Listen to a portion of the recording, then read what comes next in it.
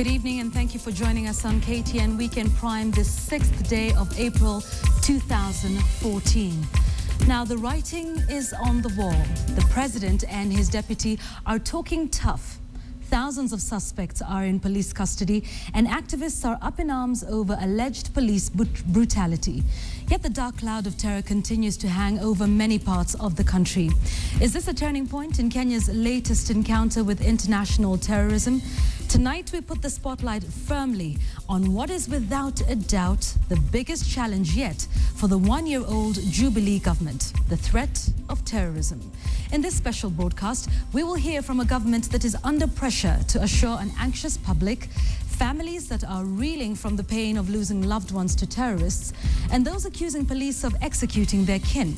And on Checkpoint tonight, we examine Kenya's counter-terrorism strategy. This is Tide of Terror, and our special coverage begins now.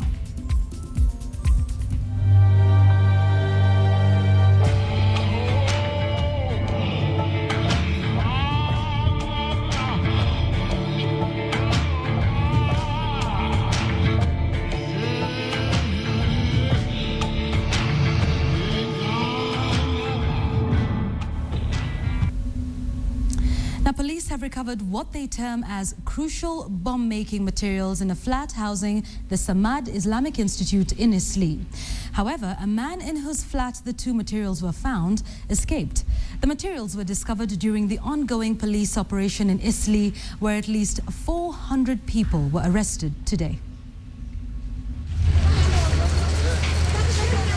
It is on the ground floor of this flat housing the Samad Islamic Institute along 7th Street in Eastleigh that police say they recovered the bomb-making materials. We found a border that is usually used in preparation of the explosives, and there was a liquid of which all of them we strongly believe that they are used in preparations of explosives. Flat number 2A, in which the materials were discovered, was occupied by a man said to be in his early 30s, suspected to be from the Dadaab refugee camp. As they were going in as part of the instructions given or the procedures that we were doing, then this is when they saw somebody jump through the window. He escaped. And this made the officers more conscious, and so we broke into this building. The materials were taken to the government chemist for testing. On the streets in Eastleigh, police continued with their security operation.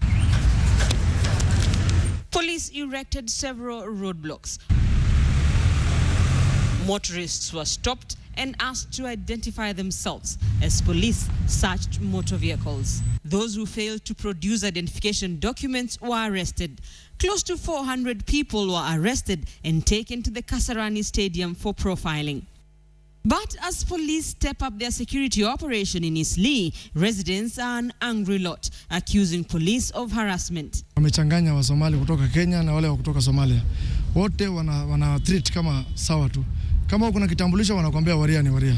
Wanatukuja mahali ya soko tunauza maziwa, wanatuambia toa kitambulisho, tukitoa kitambulisho wanaambia hakuna haja ya kitambulisho, toa pesa. Kama bana kitambulisho wanaweka mfuko, wanaenda nayo.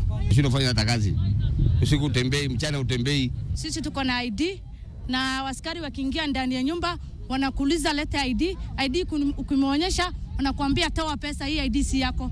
Hiyo ni sasa sheria ama ni nini? Police are defending the operation. Our main objective is to ensure that the country is free of any other criminal activities that we have witnessed recently, including the group of terrorist attack that we have witnessed in Eastleigh. The operation kicked off a week ago following an improvised explosive device attack in Eastleigh that left 6 people dead. For law-abiding citizens, they have nothing to worry. But of course, for those who are hell-bent to break law and order, they are guaranteed to get what is due to them. Rita Tinina, KTN. Now, Now, the security operation in Eastleigh to nab potential terrorists and terrorist sympathizers has continued to elicit mixed reactions, with a section of Kenyans decrying what they call human rights abuses by the security agents. However, it is not the first time that such an operation is being carried out. But how does the state strike the balance between acting tough on terrorism yet staying within the law? Ben Kitili reports. As police comb through houses in Eastleigh, Nairobi, in search of potential terror suspects, the operation has continued to outrage many, most of them decrying alleged use of excessive force by police. Shida ile iko sahini, wamechanganya wa Somali kutoka Kenya na wale wa kutoka Somalia. Wote wana treat kama sawa tu. Kama kuna kitambulisho wanakuambia waria ni waria. Wanakushika. Alafu wanakulipisha pesa, wanakuambia lete pesa. Wanachukua pesa alafu wanakuachilia. However, following a spate of terror attacks in recent times, the latest being an explosion at a cafe in Eastleigh that killed 6, some security experts believe that security agents are justified to use more force. People that should be in refugee camps and they're in Eastleigh. Eastleigh is not a refugee camp. So in their forbearance, they should allow this momentary discomfort and allow our security forces to go in and such, and they should cooperate with them. The ongoing operation in Eastleigh is not without a precedent, though. In 2008, in a rare intervention, the Kenya Army launched a military operation around Mount Elgon. The raid was to flush out members of the outlawed Sabaot Land Defense Force, SLDF, which had terrorized residents for over a year, imposing its own taxation, carrying out unorthodox trials in kangaroo courts, and even executions. The strong arm tactics by the military were successful in terms of uprooting the SLDF, but immediately afterwards, allegations of human rights abuses were leveled against the military. The World Organization Against Torture, the Independent Medical Legal Unit, IMLU, and the International Commission of Jurists Kenya chapter called on the Kenyan government to immediately suspend the operation. Experts, however, insist that collateral damage is inevitable. Security means had to be employed to get that information. And I'll be very frank with you, some of these means are not very, comfortable to some people. They are not human rights. In June 2007, a major police crackdown at the command of then Internal Security Minister, the late John Mishuki, saw police tear down Mathare slums in Nairobi in search of members of the outlawed Mungeki sect. At the end of the crackdown, dubbed Operation Kosovo, police had killed at least 30 people who security agents believed were members of the Mungeki sect. Again, immediately Amnesty International led the chorus to strongly condemn the killings, calling for an independent inquiry into the operation. So with the Eastleigh operation in mind, just how should the state deal with terror authoritatively, but within the law? The rights of the individual should precede every action. Yet, even the rights of Kenyans to live in a peaceful country are also on the table. It is a delicate balance for the Kenyatta administration, despite the executive's tough talk. We are not fighting any religion. We are not fighting any community. We are fighting people who will kill innocent women, children, men who have gone to their place of worship. I pity President Uhuru and his government, because in this case they are damned if they do and damned if they don't do. So we hope they can do it right and get it right. Eastleigh is almost a complete lockdown currently as the operation continues, and as the debate rages on whether the end justifies the means in winning the war on terror. Ben Kitili, KTN. We will not relent in our push to protect the lives and property of all Kenyans. That was the message that President Uhuru Kenyatta and his deputy William Ruto took to Busia County today, where they attended a Thanksgiving ceremony as they mark a year in office. The president, who has been under pressure to tackle terrorists, defended government efforts to deal with the menace on his maiden visit to the border region. Fred Omulo gives us the story.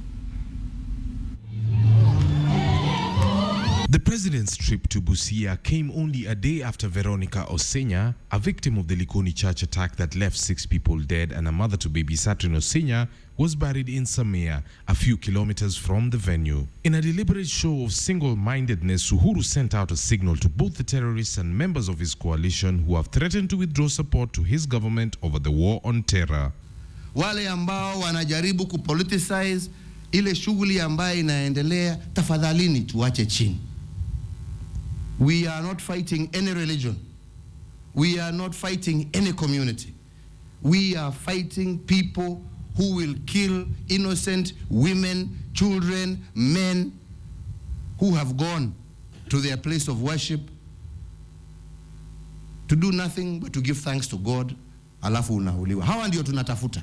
His deputy echoed the sentiments, broadening it to cover cattle theft that has recently ravaged his Rift Valley home turf. Hatuwezi kubali ya kwamba magaidi, watu wachache, ama wezi, ama wale wezi wa ng'ombe, ama wale wakora wa humu ambao wanaangaisha wananchi, wachukue ama watembee huru katika taifa letu. Lakini shughuli ambaye inaendelea, mimi nataka kusema haitasimama mpaka tuhakikishe ya kwamba tumemaliza hawa watu kati yetu na Wakenya wanaweza kuishi kwa usalama. Local leaders took the cue from the Jubilee duo and echoed their support, this time training their guns on fellow MPs who have raised the ruckus over recent police operations that have netted illegal aliens who are suspected of facilitating criminal activities. Wakati wa Kristo wanapikwa kuruneti katika kanisa, hakuna mtu anaenda kwa barabara. Nobody goes for maandamano. Lakini wakati watu wengine majambazi wanapopikwa na polisi, a section of my colleagues wanasema wanataka kuachana na Jubilee. I think you better resign so that we give police time to investigate you. Maybe you are a terrorist. Nataka wewe utoe command. Wewe wesi ati uendo investigate. Toa command vile baba yako alikuwa akitoa command na Kenya inasikia.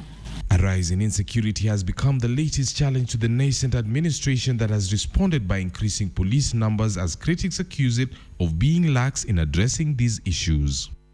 Reporting for KTN, I am Fred Omulo. Now, we're still on matters security, but moving on to an issue that is rarely discussed in public, the fate of families of terror suspects. Do they ascribe to the same cause as their marked relatives, or are they simply victims of circumstance? KTN's Ashamwilu reports.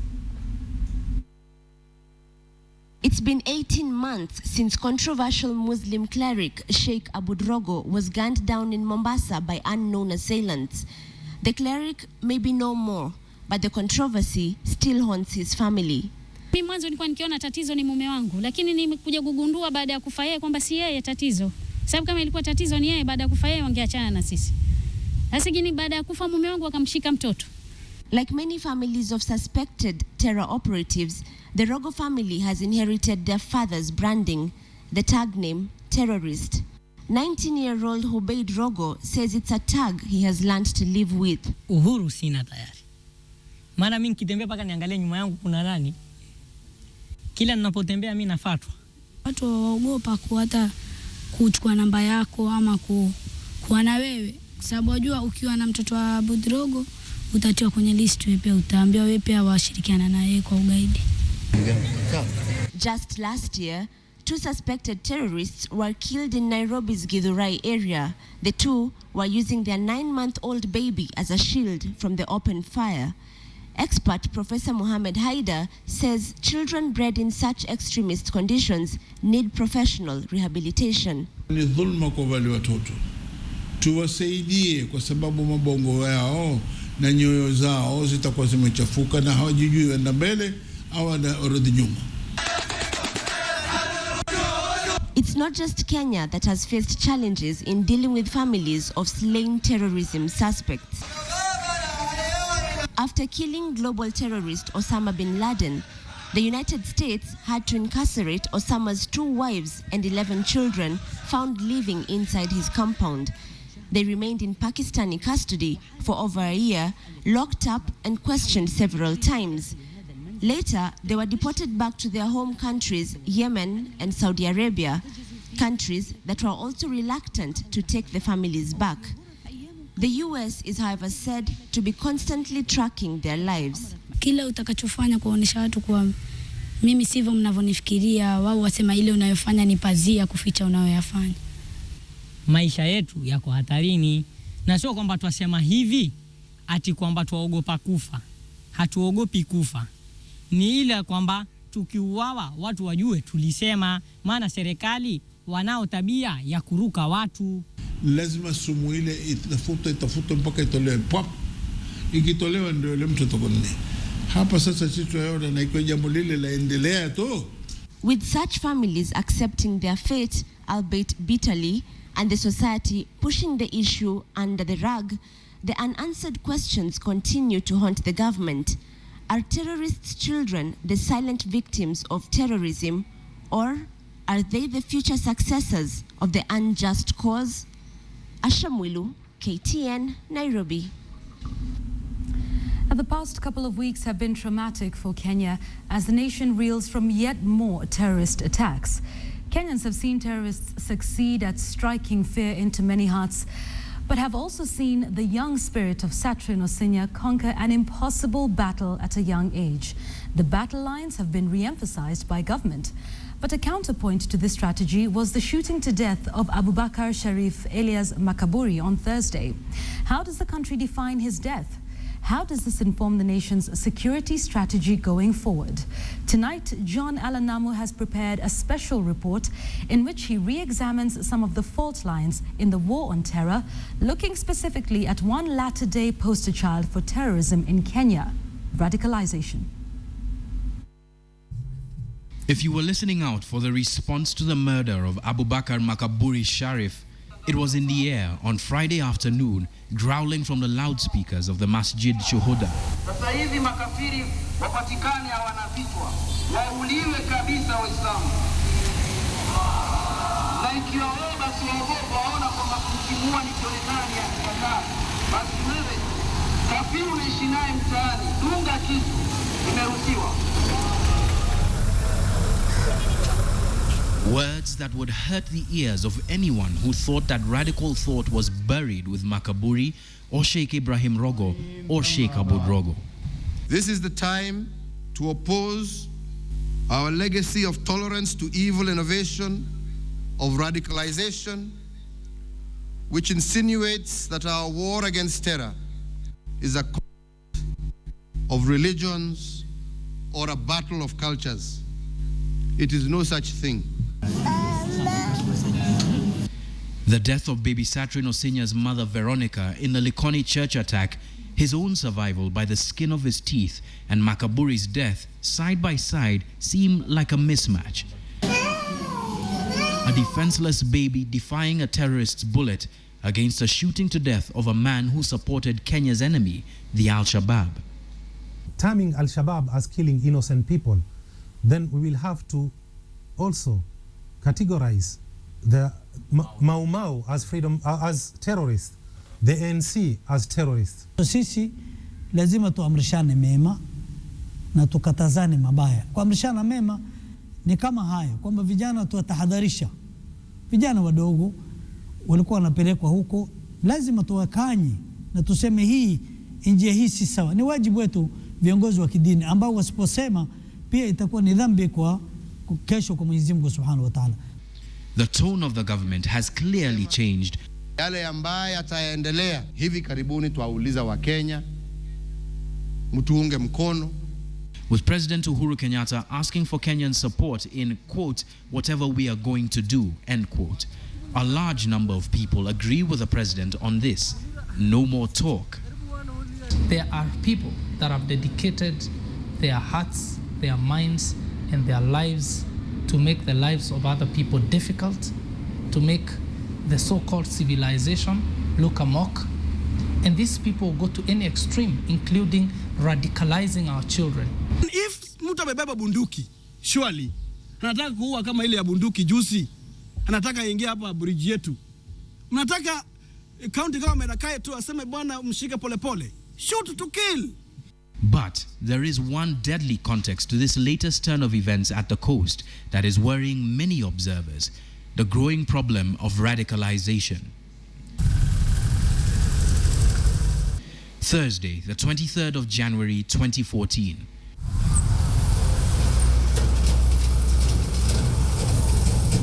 Shops have just opened along this street off the main Malindi roundabout.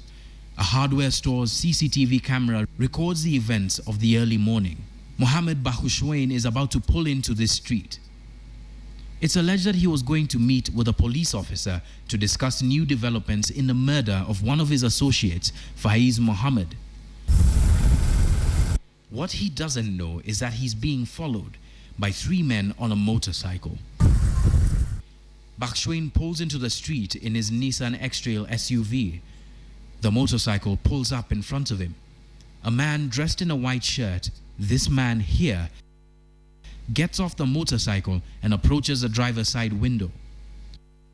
The CCTV clock reads the time as 8:14 and 46 seconds when this man pulls out a pistol and fires off 3 shots just as this rickshaw passes in front of the window, obscuring the view from this camera. Within 10 seconds, he's back on the bike and rides off with his co-perpetrators. It takes a few minutes before the shocked members of the public who were around realize what happened and who it is that has just been murdered.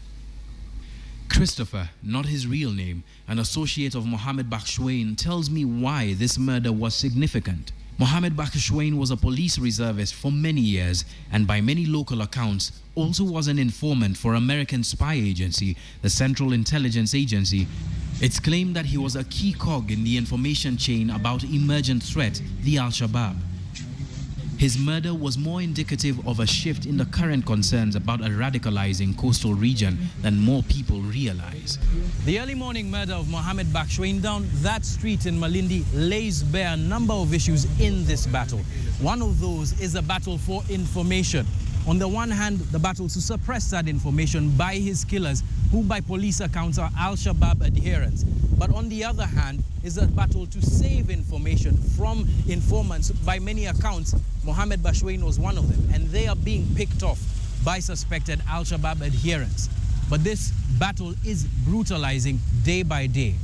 Mohammed Bakhshwain was killed by 3 bullets, 2 to the head and 1 to the chest. But there was a far more brutal murder than his that happened about a month earlier. Faiz Mohammed, a colleague of Mohammed Bakhshwain, was beheaded in broad daylight. Ndio kuna dadangu mwingine hapo ndio akanifuata. Ndio akaniambia lakini sasa hili neno hatujawa na hakika. Lakini amepigiwa simu mama ameambiwa kwamba Faiz tushamuua lakini hao watu hawakujieleza ni kina nani. Walikuja kuleta pita, mara wanamchinja, sijui kama mliona. Mara wameka kichwa juu ya.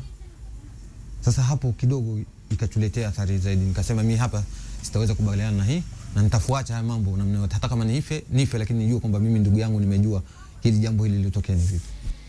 Faiz's relatives point to a murder that was a game changer in the fight against terrorism at the coast. His was amongst the first of targeted murders perpetrated by suspected Al-Shabaab adherents. Then came Bakhshwain's murder. He was very close with late Faiz, and late Faiz was from a group of Al-Shabaab. Malindi DCIO John Ndungo, who spoke to us on phone, says that for now, the link between these 2 murders is anecdotal, with no real connection other than Bakhshwain and Faiz's friendship. But Malindi-based police officers, speaking confidentially, claim that not only are they linked, but that there is a kill list authored by the Al-Shabaab of yet more suspected informants. According to Christopher, the murders of Faiz and Bakhshwain were celebrated by supporters of his killers, many of whom, he says, belong to the controversial Masjid Shuhuda. In the mosque, though, the young men who speak to me deny that any amongst them would perpetrate such an act, but freely admit that it is informants who they claim are supplying the police with false information that ought to be dealt with. Kwanza nikikujua wewe ni jasusi, nitakumaliza. Lakini sasa kijana mimi, sijawahi ona kijana mwenzangu wala hatujawahi fanya tukio la kummaliza jasusi. Na iwapo tutalifanya hilo jambo, tutaona raha. Kwa sababu tunatamani kama leo tumalize majasusi. It's serious. It has reached levels that, have become alarming, and everyone who is claimed to be a spy, no one brings forth evidence to show that this one is a spy or not. Why are we letting a few extremists win the ideological battle against us? When as a government, if we have moderate, one of the frontiers where this ideological battle has been fought is in the Islamic religious frontier. Why can't the government invest in the moderate sheikhs? What Hisham's spiritual mentors, Makaburi and Sheikh Rogo, represented in life was the extreme ideology that supports the slaughter of innocent people. But their controversial assassination appears to be driving some here further away from the middle ground that many Kenyans now seek. Police say that extrajudicial killing claims are more urban legend than fact, but are they? In August last year, we went to Kiembeni in Mombasa to gather information about the murder of Salim Nyiro by the police for an investigative report on extrajudicial killings at the coast.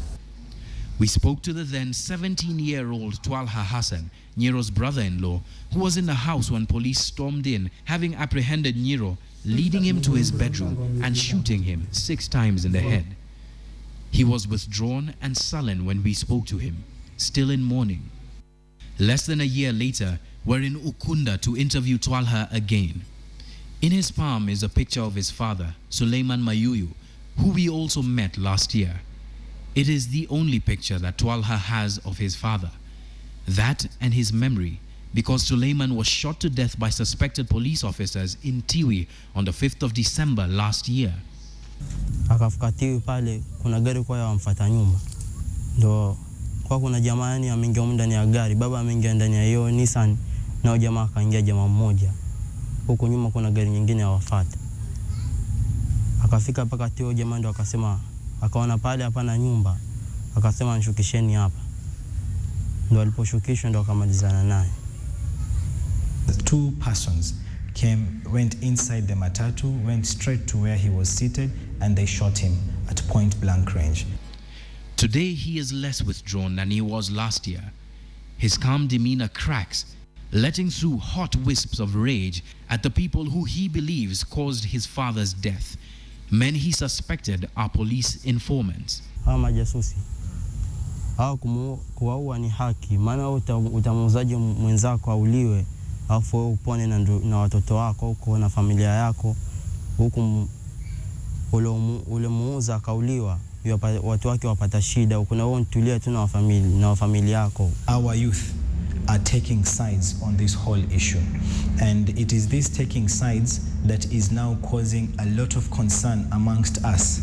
Kwanza tumetoa tahadhari mapema ili vijana wasijihusishe, wasijiingize ile magrupu haya ama vijana kupelekwa Somalia. Tumepinga sana. But on the other side of this war are tens of families who still mourn their loved ones who perished in the Westgate Mall attack and the latest outrage, the Likoni church shooting. Baby Osenya is only one case in point. The bullet lodged in his skull was successfully removed earlier in the week, but his father and brother barely had time to celebrate the medical miracle. They laid Satrin's mother to rest yesterday. A very traumatic time for the Osenyas that has been captured for Satrin to read about and watch once he's old enough to understand the tragedy that befell his family. The government should espouse the rule of law at any one given time.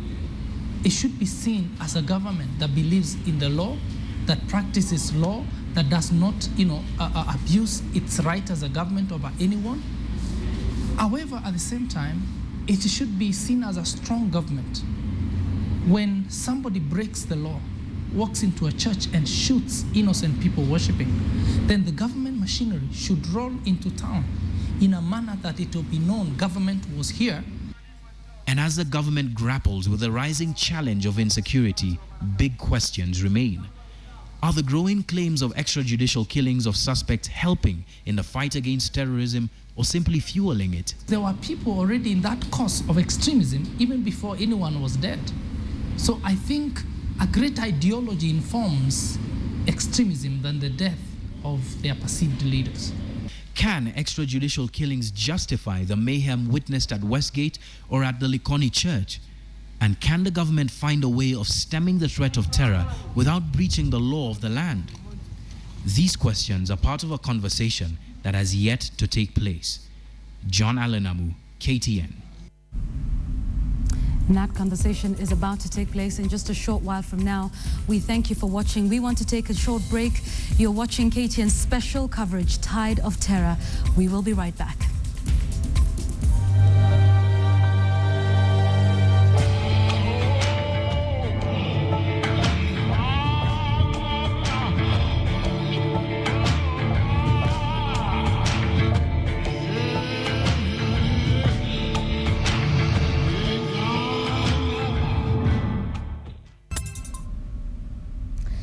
Welcome back. Thank you for staying with us. You're watching our special coverage, Tides of Terror. Now on Checkpoint, we want to analyze the radicalization of youth in this country, take a look at the security forces and their efforts in terms of stemming terror in this country. And you are free to get in touch with us on Twitter.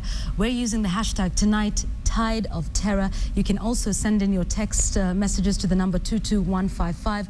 Let me introduce my panel to you this evening. On my extreme left, we have Andrew Franklin, who's a former U.S. Marine, who's a security analyst and has lived in the country for over 30 years. And today will be bringing us his expertise. Right next to him is Salah Abdi Sheikh, who's also has some great history on Somalis in Kenya and is the author of the book Blood on the Runway, which details the Wagala massacre. Then after that, we have Joseph Kaguthi, who spearheads the Nyumba Kumi initiative, and we'll be taking a look at how this can be used, perhaps in the fight against terror. And then we have Masood Mwinyi, the police spokesperson. Thank you very much all for joining us this evening. Let's start by understanding how we got to this point, and the key thing that we're talking about today is radicalization, a very new term in Kenyan lingo, but this obviously didn't just start yesterday. Let's start with you, Andrew. Can you explain how we got to this point? Well, radicalization actually has a long history in Kenya. When we're now dealing with Islamic radicalization and violence, but in fact, radicalization that leads to violence seems to occur when legitimate grievances are ignored by the authorities. For example, land being taken away in the White Highlands, people being pushed into reserves, poll taxes, hut taxes. In other words, racial discrimination. And when peaceful means fail, there's only one way to deal with it. People turn to violence. If you look at apartheid South Africa, racial and religious discrimination led to the Spirit of the Nation and almost a civil war. So it's not as if radicalization is new. In fact, radicalization occurs around the world whenever there are legitimate grievances. But the effects only start to show themselves much, much later, with a lot of this anger deep-seated amongst some people. Salah, he's just talked about the fact that there's some people who feel marginalized for a long time, and some. I think we need to look at, for purpose of Kenya, we need to look at the whole history rather than just pieces of history. I looked more at the Somali factor rather than what is happening in Mombasa, what is happening in Somalia, all that, but just the Somali factor in Kenya. And the problem started in 1963. The raids on Somalis did not start yesterday. The profiling did not start yesterday. The marginalization did not start yesterday. It started in 1963, and we have actually the news to show that. We in 1977, 1989, 1978, and somebody actually writing Somalis as what? As he says they were what? They are parasites. That's the word that's used. You look at it, look at every other clippings, and every other year, Kenya government has been raiding Somali homes for 50 years. 50 years. So if your homes are being raided for 50 years, probably to get angry, I think, is not a very unreasonable expectation.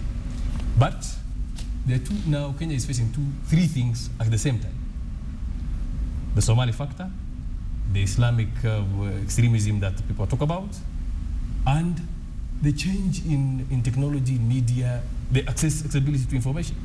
So put those three together and you have a time bomb. So what we are facing is, I think, bigger than the way it's being presented. Because 50 years of marginalization, add accessibility to information and accessibility to people who will tell you now you can do something about it. And then now add other things, because other communities are joining in. So Mombasa was not part of the problem just a few years ago. Now it was the Northern Frontier District that there was the problem? Again, is the Kenya government helping by clamping on a whole community, by putting 6,000 people in a stadium, which looks like a concentration camp to me? Is it actually helping? Okay. It is not. It is creating more terrorists every night. All right, and we'll get to the government in just a moment. And Kaguthi, having been in the government for the years that, of course, Salah is detailing, what do you think has been the contribution of the government in terms of contributing towards radicalization? This particular matter is bigger than he is mentioning. Go to the colonial time. Go to the time of independence. Go to the time there was even a referendum. Go to the time the boundaries were being put. Part of the natives that time. Some Maasais are left in Tanzania, others are in Kenya, Iteso are in Uganda, others are here. The others are in Somalia, are left the other side, others are on this side. And one of the world causes of trouble are boundaries. Others are religion, others are ideology. So we've gone through all that. Don't ignore for any moment the issue of the Cold War, which was that time. You can go to what was happening in Somalia, which way did they go that time? Where did Ethiopia go? Kenya becoming a low pressure belt, or that. Then you look at the shifter war, look at the whole process of the settling of the country, the politics internal here. You go to, for instance, this issue of marginalization, you go to nearly every province. I covered 47 counties, finished with Garissa just the other day, recently because of the Nyumba Kumi. And in virtually every area you get, we need this, we are not being recognized here. Okay. Therefore, don't look at it from a narrow point of view. Right. Don't look at it because you go ethnic. While you were in government, was that something that was considered? Were you looking at it from the bigger point of view and trying to address some of those issues that you mentioned, or even pre-independence? One of the items that used to be there throughout the provincial security committees, the district security committees, is the ethnic kind of balance, just like the morale of the staff. And all those matter to the balances. And when I look now back at the country, I'll tell you for sure that the country continues growing, but it has upheavals. Some, like now, the information that you passed through here now, very depressing situation, suffering of people, the disagreements which are there. The one group is saying that, why are you killing people who are worshipping? Another, why are you killing our leaders? Others are trying to get a way out. But before long, they settle. Those things have been there through. If you just get 69, for instance, I was of a younger age. And there was one time you could see as if it's going to explode. And because of the Cold War, those things have been oscillating like this. So the only thing you can do is now look at it from where we are now, like the way I am now, coming in kidogo to government, very, very briefly to government, to assist the whole system in devolving management of security and crime, devolving it to the lowest level, and see whether it is a solution. Nyumba Kumi is one of those solutions, and we'll get to that in just a moment. But let's bring in the police and bring it now to present day. The operation that's taking place in Eastleigh, there have been complaints about that, about bribery taking place, about some people being required to bribe the policemen in order to get away, and complaints like you hear from Salah and others about how it is being conducted. Thank you. I don't think that the government is entirely at fault here, because when such an operation is conducted, it is normally conducted. One, we must understand that it is conducted in utmost good faith. I don't think that the government will be any happier to vilify its own citizen or her own citizen, if we may so. But again, there are aspects here of security at hand. Who are we after and how do we get to them? So what is happening right now is that people are being screened, people are being rounded up, but at the end of the day, we must understand that since the operation started, anybody who has been able to be accounted for, he or she has been set free. You know, we are getting complaints that people are being illegally held in that place, that people are being forced to pay money to go free. But we have got issues here of Kenyans, either of Somali origin or of other ethnic groups, Luyas, Luos, Kikuyus, all manner of people are being arrested and picked to that place. And then, on verification of their documents, they're being released. We have got underage people. They are Kenyans, yes, still of Somali origin, but they are underage. And they have not acquired ID cards or documents. These people are being verified through their parents. They say, well, I am a Kenyan, I'm in school, my parent is so and so. So we call the parents, they come, verify them. Some of them are being picked in the streets, they have no documents, and then they get with them. Eventually, they get released. Masood, many would ask why we got to this point in the first place, that you are now in Eastleigh with several barricades right within Eastleigh area itself. Why was this not being done on a systematic basis before, and now, even to quote what the Deputy President said, we would tutamwaga polisi? Previously, remember, we must also understand that Kenya is a country with laws. It has a constitution which guarantees freedom of movement, expression. But not of refugees, right? Yes, and you know, we would not want a situation where we make Kenya a police state, or rather we label each and every person a suspect. But now, security has been conducted on a daily basis in order of maybe priority, in order of necessity, because we wouldn't want to scare everybody else out of this. My question, though, is how did all of these people who, if you claim, were not meant to be there in the first place and got through our borders, got into the Dadaab refugee camp and made their way into the city? Many would say we're putting the cart before the horse because these people should not have been allowed to be in Eastleigh in the first place. Some people are taking advantage of the goodness of Kenyans. Because, for example, I will trust the goodness or the bribery? Because obviously they wouldn't get here on a clean course, would they? I think to an extent it's the goodness of Kenyans. The bribery part, if it's there, and we have had complaints, and it is being investigated, by the way. If there are any officers who are engaged in this vice right now, these officers are in big trouble. But we don't want to say that. We want to use facts.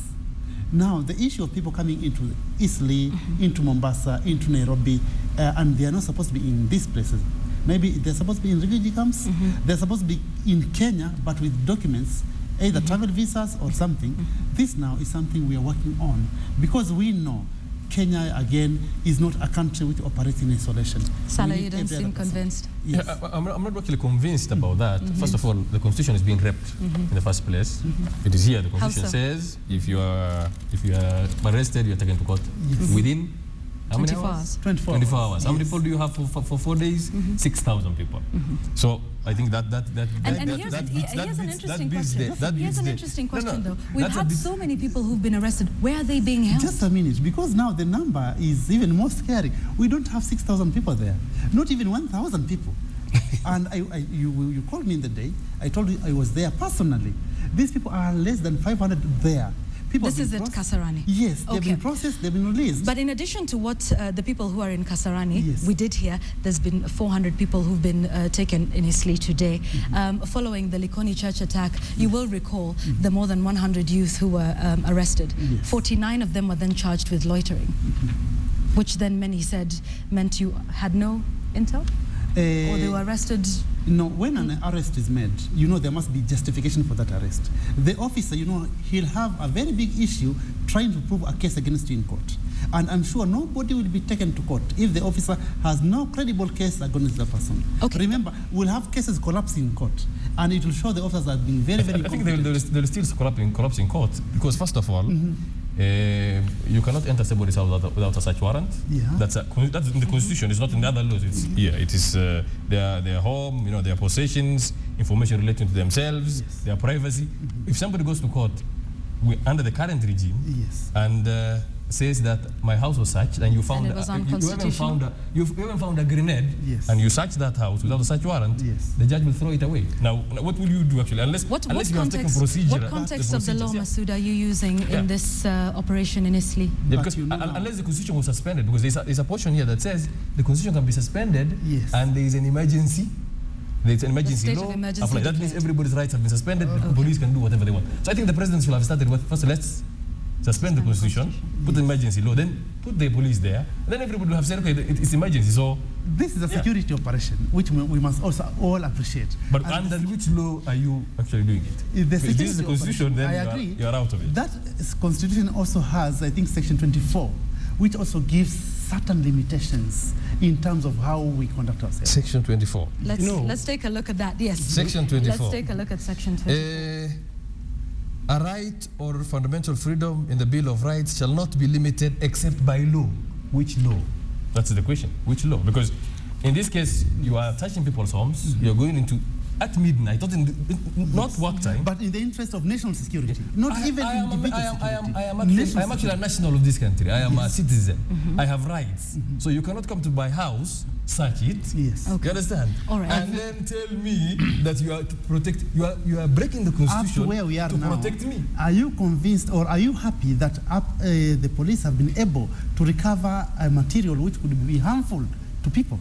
If they did, yes, correct. But if it's taken before a court of law, and you are told you can't even take this person any further, then what have you helped? Because you're supposed to have investigated it. Because then you would have the same individuals out back on the street. The same crooks will be out there back on the street, and you'll be doing the operation because again. you bungled the investigation. But it is not that this thing is being done haphazardly or indiscriminately, for that matter. I live in Eastleigh. You live in Eastleigh? Yes. So I am actually on the front line of the... All right. But so have you been arrested? Have you been arrested or stopped? Several times. I've been stopped several times. But because I can speak several languages, then I can include. Is it the language or you are? All right. Several languages. I don't want to. Gentlemen, though, I think we need to clarify what part in the law gives you the justification to conduct the operation that you are in Eastleigh. I may not be able to. Or should it be that these are extraordinary times and that the law should be put aside? The situation necessitates Is that what you're saying? Such an operation. Because right now, so many lives are at risk here. And we must bring now sanity back into the people so that they know, one, the government is there to protect them, but also the people who are on the wrong side of the law should also know that they have no time and place to play about with Kenyans' lives. Okay. Actually, we agree with him. We agree with him. We agree with the police. We support the police. Yes. But we don't want to live in a country that has become a police state. Okay, all right. And gentlemen, we have to move this conversation a little forward. Kaguthi will come to you in a moment. But Andrew, while we're still talking about the police, let's talk about how much we're investing in the police service and whether they are equipped enough in this war on terror. Well, I think the investment is roughly 80 billion shillings. The fact is, though, there is no Kenyan National Police Service. The act passed in 2011 has never been enacted. We went into the election in 2013 without a unified police force. Since the launch of Operation Linda and Chi, which was of limited duration and with limited objectives, roughly 400 to 450 police officers have been killed in cross-border raids by Al-Shabaab. 450 police officers killed in the line of duty since Operation Linda. Yes. That should be a big number that should get us... That should get... We are focusing now on something going on in Eastleigh, where less than 2 weeks ago, a vehicle with military-grade explosives was recovered, having been driven through Mandera from some Al-Shabaab facility to all the way to Mombasa. And they're still looking for at least two more vehicles with military-grade explosives. These are no longer fertilizer and fuel oil bombs, such as blew up Asanans or the U.S. Embassy. The fact is that the border is porous, it's open, and it needs to be closed. But no one seems to want to say, how do we do it? Should we do it? A cafe gets blown up in Eastleigh and people get thrown into the Kasarani, and yet we don't go back to the middle of October 2011 to ask, isn't that when things really started? Yes, because indeed since that time, since we went into Somalia, 37 attacks, 25 of those have the Al-Shabaab have claimed responsibility, and a number of deaths. There's a problem here. As he said, the border is actually 700 kilometers. Yes. I think? Yeah, 700 kilometers. But the Kenyan Immigration and Police Service actually on Tana River, they are 200 kilometers into Kenya. So they don't care who comes up to that point. And if you come to that point, then you can cross anywhere in the Tana River and come to Nairobi and wherever you want. So the border, Tana River Bridge, is where people are checked. It is the immigration which is supposed to have been in Liboy. You understand? So if you look at the whole priority is upside down. Are we looking at Kenya as a whole? Or are we looking at Kenya which is sort of divided into half? One half is nobody cares about. Nobody cares about the security of people in Wajir, Mandera, Garissa. Even if they're blown up, nobody is caring. But you are trying to protect those people who are after the bridge. Okay, let's talk about our borders and the efforts to secure that. The border in Tana River, that is where you're talking about, is just one aspect. We have got checkpoints, literally all strategic points along the border. But again, the porosity of the border cannot be underscored enough here. And yet, we have got so many illegal and unauthorized and designated entry points where people can come in. So what are the efforts in terms of securing our borders? Now, thank you very much. Since the IG came into office, he has made a strong case to ensure that he empowers and reinforces the police service. One, through getting a modern and sophisticated equipment. Right now, such as? Right now, we need surveillance equipment along the border. Okay. And these are now in the process of being procured. All the borderline will have equipment which will be able to enable the officers to surveil the border in a way that they are able to interdict any elements coming in or moving out of the border. But also the numbers, because equipment on its own will not be enough. So we are also working on the numbers, and you have already seen a commitment on the government to increase the number of the officers. We are also working on the mobility. Let's have some specifics now, because when you take a look at Mandera Point 1, which is our border, that's a border point 1. Border point 1. Yes. How many administration police officers do you have there? We may not give numbers outrightly, but suffice it to say that we have officers who right now are able to contain the situation with the limited resources. They are able to do that? Interrupt here. Yes, please. I think let's be real. 700 kilometers. It is between here and beyond to Kampala. Absolutely. And when you are talking that you are only bringing the immigration to check to a one point here, 700 kilometers, you want police officers to be kept all along? No. Not possible. What you do is what this new initiative, which you are leaving the stone that the builders refused, ended up being the cornerstone. I was in Garissa, and it was fantastic for me to hear Garissa people leaders telling us that this is what has happened. Every time kuna bomb, everybody is rounded up. We told the police no more. We as leaders now will take it up.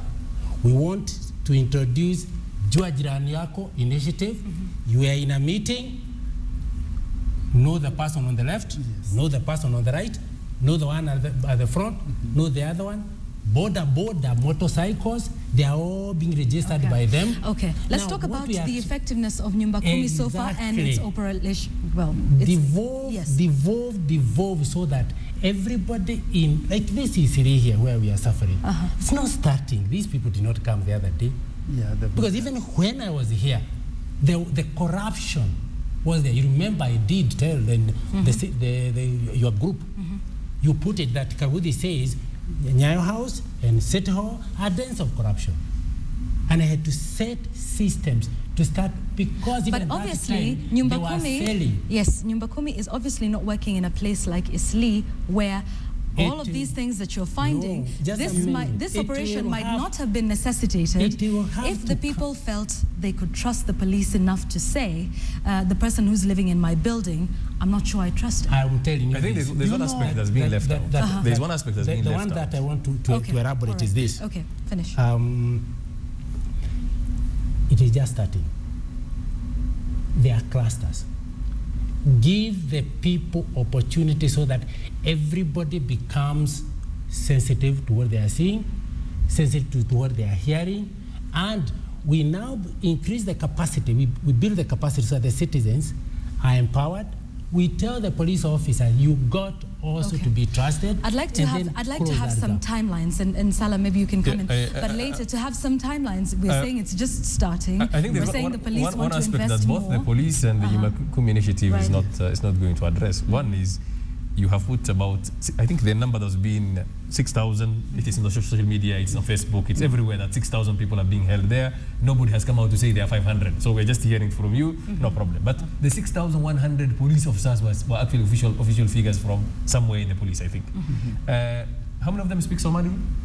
That's one thing. Because you are going to raid homes that belong to a specific ethnic community that has a specific language in which they communicate themselves. That is true, but Salah. So how many However, Salah, allow me to ask also, even though they do, like you say, we should have persons that speak Somali amongst the police force, but should we also have people in Eastleigh who speak Kiswahili and English, which are the national languages of Kenya? No problem. If you want to know intelligence, if you want to know what people are thinking, what people are saying, shouldn't you be knowing their language? I'm not saying that they should be Somali police officers. I'm saying that there are so many other people who actually speak the language. The language has then become it's available everywhere. So how many actually police officers do you have on the ground who can speak the language of the people you're actually looking at? But the people we're looking at should be able to speak Kiswahili, which is the national language. How many, if you go to deep in Nyanza, I've been there. Many of the people don't speak Swahili at all. I have been there. So don't tell me that the PC who was in charge and was addressing those people through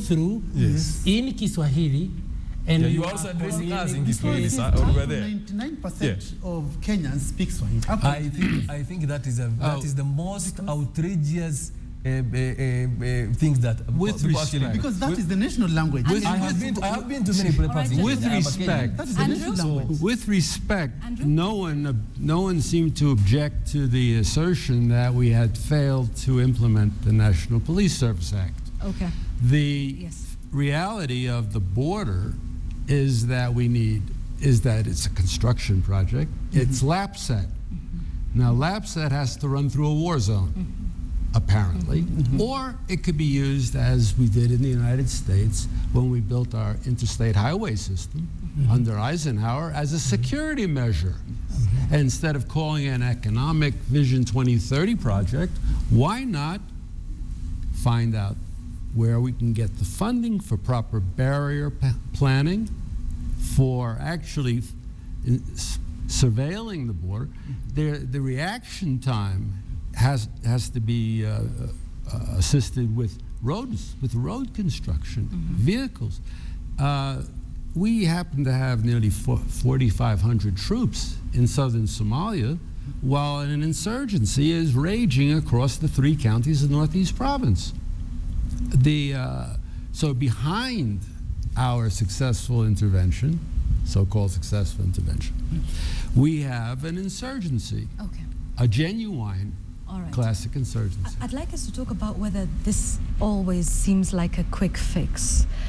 We see the attack in Likoni, we see a grenade blowing up in Eastleigh, we see one that was apparently being assembled and it blows up in Pangani. We have an attack shortly after, and then we have the police swoops that's netting thousands of people in the country.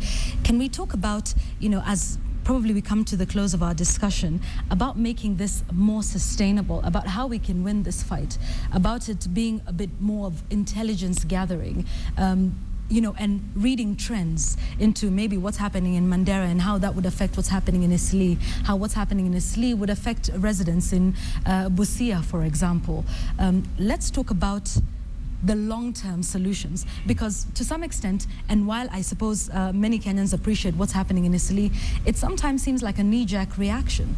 I think the biggest problem we have right now is people trying to agree that we cannot fight the war not only on terror but on crime generally using the police or the security agencies alone.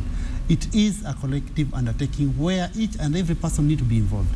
Unfortunately, even as the government brings initiatives, community policing, Nyumbakumi, and so on and so forth, people continue saying it won't work, simply because there are some people who are comfortable the way things are, and they are now taking advantage of the previous problems in the police institution where there were bad relations with the public and so on and so forth. So in your view, what is the solution now? What will make Kenyans feel safer? Because now it can happen while you're in a matatu, it can happen at a bus stop, it can happen in Mombasa. Yvonne, these things are normally assembled where people are. They are normally stored where people are. They are normally transported amongst people. The public needs to trust us, give us information. Don't withhold the information deliberately because you know you have got a stake. And you give them a reason to trust you. They surely can trust us. Because now they are dealing with a police entity which has changed.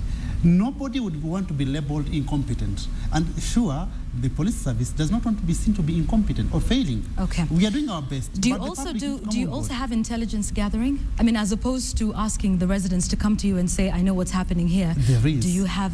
That's how you see some of these things being interdicted. Okay. Yeah, very quickly, before we move on to the next one, very quickly, Masood, is there a shoot-to-kill order? Nelson Marwa said it, he's the county commander of Mombasa. Is there a shoot-to-kill order? The police, rather the law does not allow killing.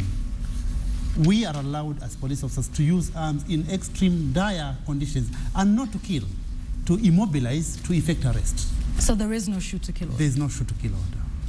Kaguthi?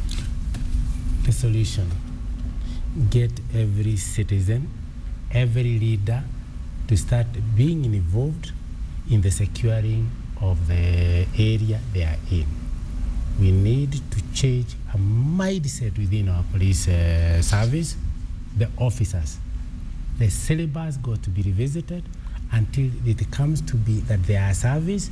The citizens must be helped as a client to appreciate the police, the law enforcement agencies, and the definition of policing is that proactive system which happened before even we got even the colonial administration came, whereby is a proactive system process where they secure their laws, their order for social and economic order. Now, quickly give us a status update on Nyumbakumi and when a Kenyan can start to feel its effects. Let's put it this way. The visits that we had with the County Security and Intelligence Committee, all of them, we finished last Thursday in Garissa. We are standardizing the way they form those clusters. Take it from me. Let the peace committees stay. There are traditional customary systems. The others which have been set. What we don't want is vigilantes, and allow each cluster and their leaders. So when is this going to happen? Is it already happening? Because there's many Kenyans who might say, I'm not feeling Nyumbakumi. Wherever you are staying, wherever you are staying, you have a gated community or you have a neighborhood association. We are recognizing that neighborhood association, and all we are doing now is to bring it closer so that we are able to help the law enforcement agencies, the citizen, come closer, because the mistrust is still very wide. Okay. If you listen to him talking, you can get he's not happy. Right. He doesn't think that the leaders in Eastleigh have been consulted adequately. He doesn't think that even now the engagement is good. Okay. As soon as this operation is over, we take that the people that we have already engaged, particularly those committees, those senior security officers, they are going to re-establish those clusters so that they keep off those operations. All right. Tell Garissa to give you the example of what they have done. Okay. Ask Wajir, they will tell you the All same. right. Okay. Sorry. Salah? I think Final comments? Nyumba Kumi is something what we imported from a neighboring country called Tanzania. Not necessarily. Yeah, actually it is. And I must correct actually here. it is. The whole world. It is. The whole world. No, it is. All right. We're closing our discussion. Don't allow this one to go like that. Please. Okay. Tanzania. I have been to Tanzania and we are not going to have. Let's we have have Salah actually finish. borrowed it from Tanzania. What we haven't borrowed, which we need to borrow, is when Boston Marathon bombing happened, did the Americans go around getting any Caucasian Eastern European guy who's a Muslim and put him in jail? No. They looked for the perpetrators, found them actually, killed one of them and put the other in jail. When 9/11 happened, did they put every Arab in jail? No. Actually, what they did is they found the people who were behind it. Many of them were dead. You understand? Yeah. And there was nothing like 6,000 people in jail. And you bring in two issues that are not even related. Refugeeism and terrorism are not related. So you don't see the relationship between the two? There is no relationship. There are Kenyans who are terrorists. There are refugees who are terrorists. There are Somalis who are terrorists. There are non-Somalis who are terrorists. So when you bring two issues that are not related together, you are punishing a community. You are not actually policing. So I think what should happen is we should be sent. What we are doing now is we are killing a mosquito with a hammer. Okay. And what's likely to happen is now obvious. We get ourselves hurt. Andrew, final comments? Oh, you want to interject very quickly? I'm running out of time. Oh, yeah, I think we are getting your sentiments, but let us appreciate that we are pursuing people in all fronts. And it is the people who are not supposed to be in where they are who we are pursuing. Okay. At the end of the day, Kenyans will thank us for that. All right. Andrew?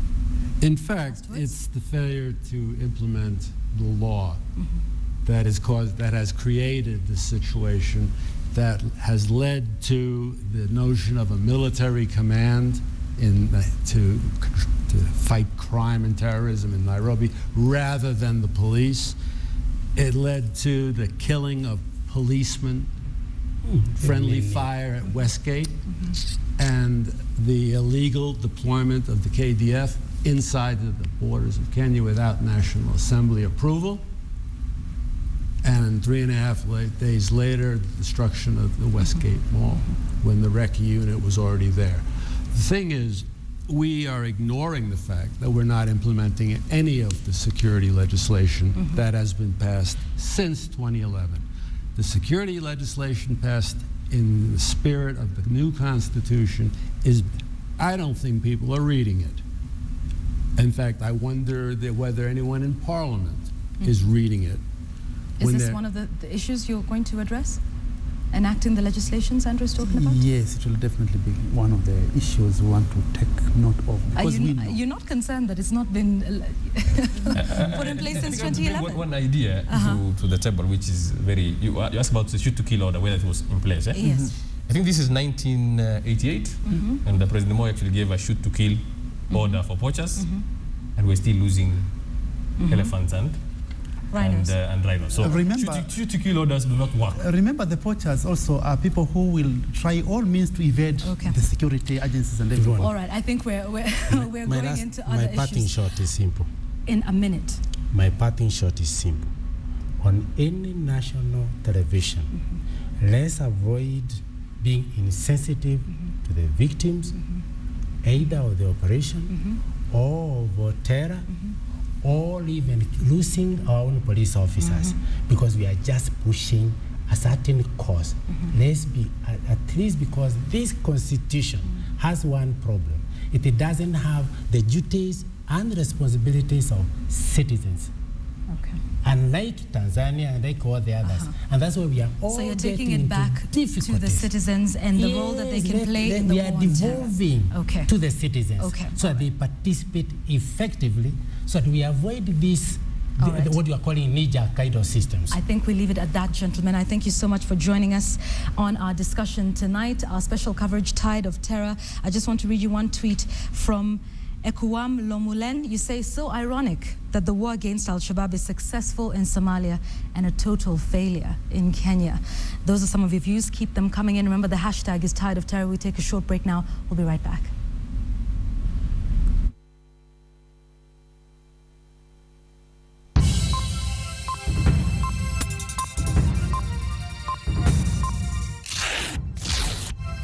Now, imagine having no other option other than spending the rest of your life in a hospital.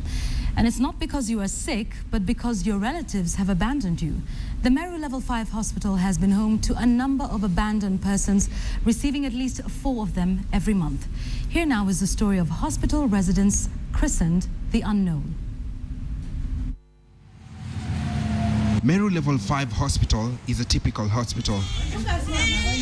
Frida Gaki lives here. Her bright smile barely her situation as she is wheeled out of the hospital for her routine bask in the sun. The 5-year-old was diagnosed with cerebral palsy right after her birth. Frida was born here and was abandoned by her mother shortly after her birth. So we tried to trace the mother. We never got the mother. We tried to follow the addresses that were left in the file through our social worker, but nobody seemed to know the mother in that locality. And Frida isn't the only one here who calls the hospital home. There are at least 4 patients abandoned at the Meru Level 5 hospital every month. The hospital's personnel is having quite a hard time trying to trace their families. You heard right. The patient is identified as Unknown. She occupies bed number 33. She has been here since 2012 when she was admitted while unconscious. When she regained consciousness, it was discovered that she had lost her memory. The name that she knows herself with is the name we nicknamed her when she came here, and the name is Unknown. And when you call Unknown, she responds. 2 years down the line, she continues to live at the hospital. She has nowhere else to go. She has no one else in this world other than the hospital personnel and her fellow patients. These are the only people she knows. Unknown has known Meru General Hospital, Meru Level 5 Hospital as her home. Up to date, if you ask her if she wants to go home, she tells you no, she's not comfortable. Behind the psychiatry department's door lies the same script but a different cast. Margaret Cairo was abandoned at Nairobi's Mathare Hospital in 1961. She, however, ended up in Meru in 2006 after social workers traced her lineage to the town. Unfortunately, we were turned about by the community because they said the family died out. That's what we found from the ground, but we cannot be sure that this is what was there, because whenever you are diagnosed with mental illness, people don't want to hear for you in the community.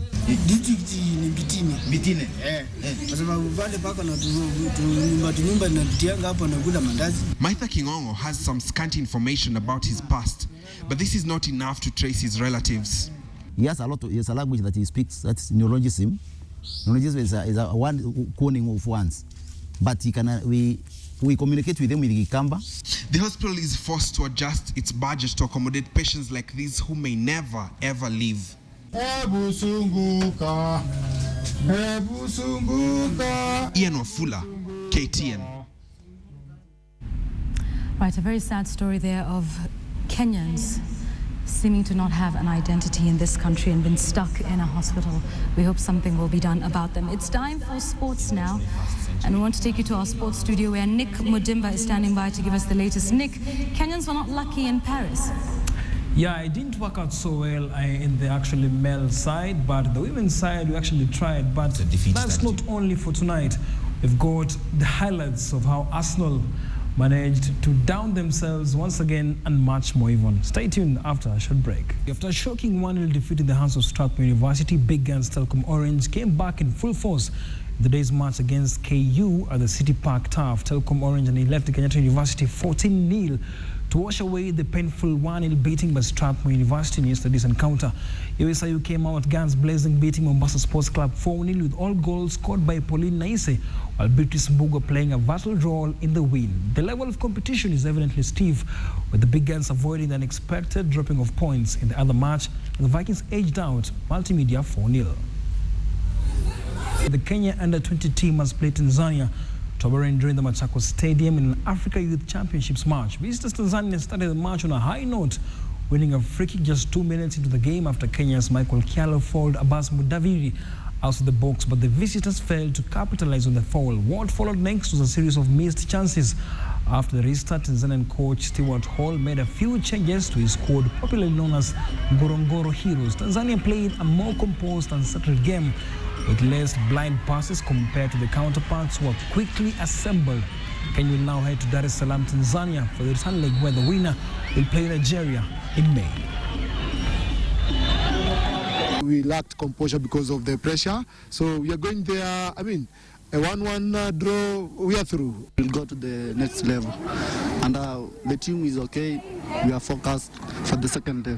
We knew we would get a very physical game, and first half we matched that physical game. We dealt with it very, very well. Second half, Kenya out-physicaled us.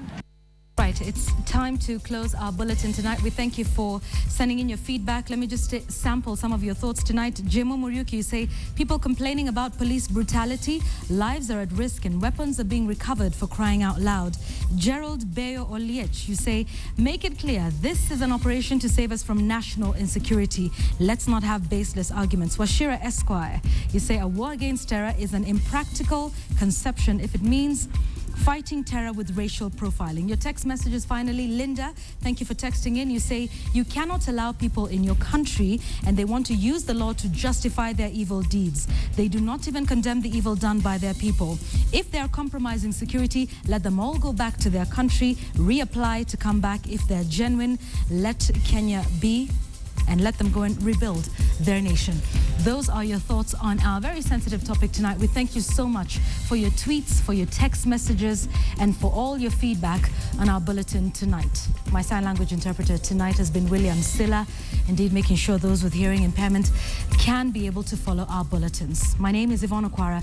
Have a good night and a great week ahead.